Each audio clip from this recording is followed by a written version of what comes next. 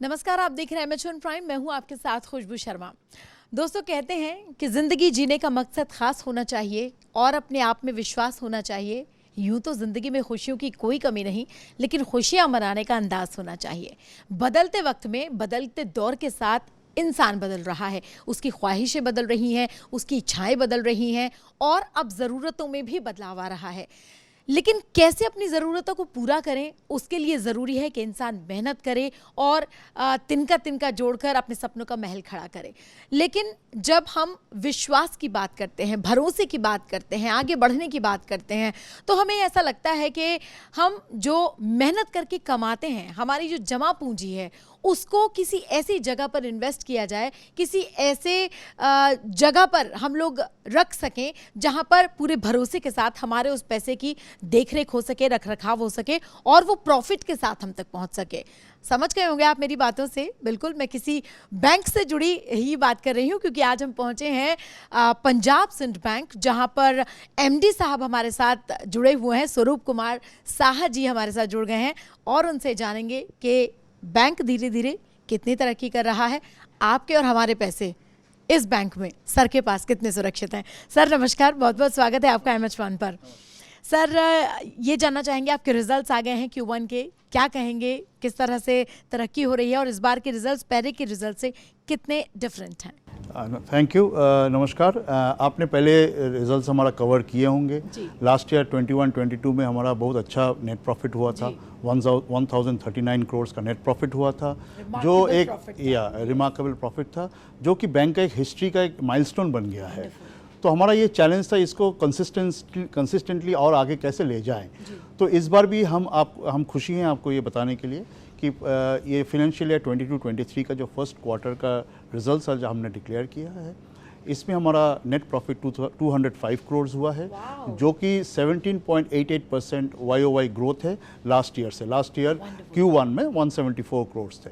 Net profit के अलावा भी हमने बहुत सारे और भी पैरामीटर्स हैं जो हमने अच्छा इंप्रूवमेंट दिखाया। जैसे नेट इंटरेस्ट इनकम हमारा 22.45% ग्रो किया है। रिटर्न ऑन एसेट्स, वो बहुत एफिशिएंसी पैरामीटर होता है, वो भी 0.64% है।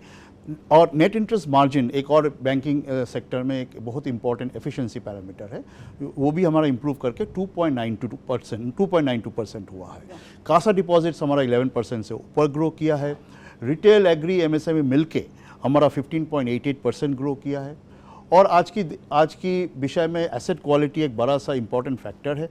एसेट क्वालिटी में भी हमारा इंप्रूवमेंट हुआ, means NPA reduction. Gross NPA हमारा एनपीए रिडक्शन होकर 11.34% हो गया। नेट एनपीए हमारा 2.56% हो गया। प्रोविजन कवरेज रेशियो वो भी इंप्रूव करके 88.10% हो गया। और आपने भी ये भी देखा, बैंक के लिए पूंजी चाहिए ग्रो करने के लिए। कैपिटल एडिक्वेसी एक बहुत इंपॉर्टेंट फैक्टर है। तो कैपिटल एडिक्वेसी भी हमारा अच्छा वेल कुशन्ड हमारा कैपिटल एडिक्वेसी है। 16.79 हमारा कैपिटल एडिक्वेसी भी 38 जून में 22 में। तो ओवरऑल हम ये आपको इन नटशल ये बोल सकते हैं कि बैंक ने जो पिछले साल का टर्न अराउंड दिखाया, पिछले साल ने प्रॉफिटेबल बन गया, उसी जर्नी को हम आगे ले जाएंगे। और फर्स्ट क्वार्टर का रिजल्ट्स हमको इनकरेज करता है कि गोइंग फॉरवर्ड FY 22-23 का जो रिजल्ट्स आएंगे काफ़ी अच्छा होंगे। बिल्कुल सर, उम्मीद पर दुनिया कायम है और हम भी यही उम्मीद करते हैं कि धीरे धीरे प्रॉफिट में हमारा बैंक जाएगा तो हम भी प्रॉफिट में आएंगे। सर, एक सवाल यहाँ बेहद ज़रूरी है जो कई बार हम मेरे जैसे दर्शकों के मन में आता है कि जब चुनौतियाँ बढ़ जाती हैं, अगर हम कहें, क्योंकि ये एक ऐसी रेस है जिसमें हर संस्थान ये चाहता है कि हम आगे निकलें, तो दूसरे बैंक्स की तुलना में आपको क्या लगता है कि आपका बैंक कहाँ स्टैंड कर रहा है? प्रॉफिट की बात कर लें या लोगों को सेवाएं देने की बात करें, क्या कहेंगे आप? बहुत अच्छा सवाल किया आपने। Thank you sir. इसमें देखिए, बैंक, पब्लिक सेक्टर और प्राइवेट सेक्टर NBFCs एक सिस्टम में बांटा हुआ है। अभी 12 पब्लिक सेक्टर बैंक्स है, रिड्यूस होकर 26 बैंक से 12 बैंक्स हो गया, अमेलगमेशन हुआ है। तो इन टर्म्स ऑफ साइज हम सबसे छोटे पब्लिक सेक्टर बैंक में गिने जाता है। But you always know small is beautiful, so we can always make this a beautiful bank. And what we are working on is, देखिए साइज एक factor है। Credit growth, deposit growth, overall system का market share, ये एक factor है। But overnight तो ये हम बदल नहीं सकते हैं जी सब, जो भी स्ट्रक्चर है हमारा उस हिसाब से धीरे धीरे हम आगे बढ़ेंगे। लेकिन हम ये जरूर कोशिश करेंगे कि इस बैंक को मोस्ट एफिशिएंट बैंक बनाए इंडस्ट्री का। अगर हम मोस्ट एफिशिएंट बैंक बन जाए तो ये सारे जो हम बात करते हैं कि हमारा साइज़ का, कंपैरिजन का, अब देखिएगा हमारा इस बार का जो रेशियोज़ है, जो बैंकिंग पैरामीटर्स में कंपैरिजन किया जाता है, तो नेट इंटरेस्ट इनकम 22% ग्रो किया। ये वेरी इंपॉर्टेंट पैरामीटर है जो हमारा काफ़ी, अभी दूसरे बैंक से जो रिजल्ट अभी Q1 में डिक्लेयर किया, पर्टिकुलरली पब्लिक सेक्टर, उसके कंपैरिजन में ये रिजल्ट काफ़ी अच्छा माना जाएगा। हमारा रिटर्न ऑन एसेट्स अच्छा हुआ है 0.64। हमारा रैम का क्रेडिट ग्रोथ जो बहुत एक इम्पॉर्टेंट है देश का इकोनॉमिक डेवलपमेंट का, वो भी 15 to 17% ग्रो किया है। तो overall we are trying to match and better than the other public sector banks, when in some day, and I am looking forward to that, why we may compete with the private sector banks also in terms of efficiency. So we will like to make this a dream bank, और इसलिए हम लोग का जो business है, हमने एक target रखा है 2 लाख करोड़ का बिज़नेस इस साल हम अचीव करेंगे।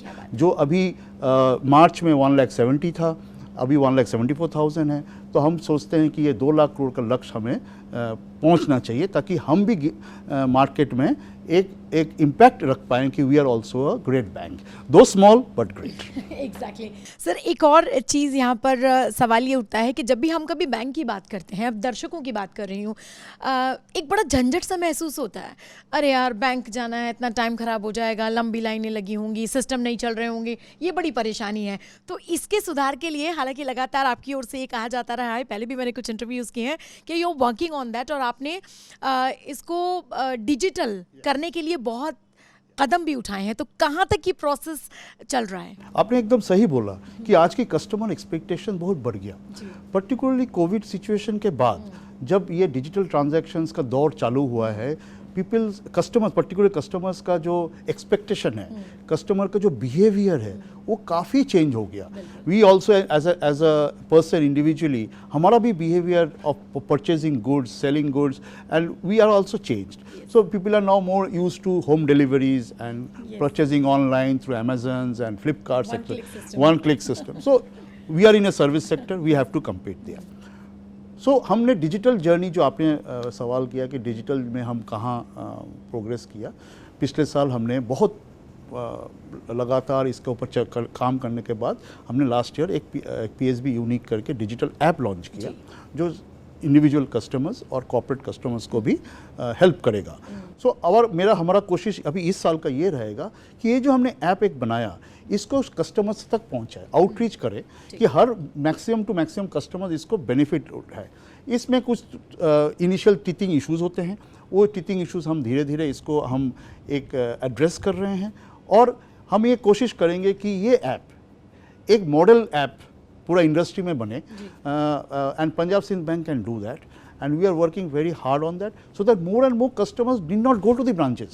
आज की डेट में आपके पास भी टाइम नहीं है ब्रांच में जाके एक FD खोलना या कुछ लोन लेना, तो हम डिजिटल लेंडिंग भी ऐप में ले आएंगे।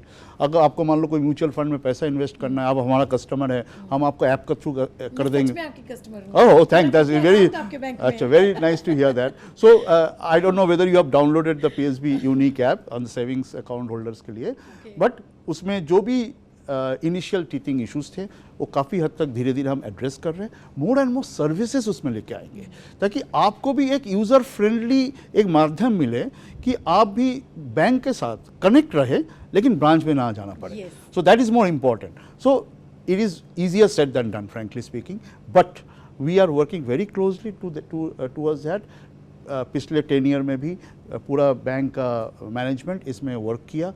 हमारा कोर, और एक और इम्पॉर्टेंट बात है मैडम, जो आपको हमें कहना चाहिए, आज की डेट में बैंकिंग के सिवा टेक्नोलॉजी प्लेटफॉर्म की अपग्रेडेशन के बिना नहीं हो सकता। अगर हम डिजिटल भी बोलें, उसका बेस बहुत स्ट्रांग होना चाहिए, विच इज़ टेक्नोलॉजी। तो हमारा बैंक भी इसमें टेक्नोलॉजी में इन्वेस्ट करने जा रहा है। हम अपना सिस्टम्स को अपग्रेड कर रहे हैं। मे बी 6 months और 1 year डाउन द लाइन हमारा एक टेक्नोलॉजी प्लेटफॉर्म बहुत रोबस्ट हो जाएगा।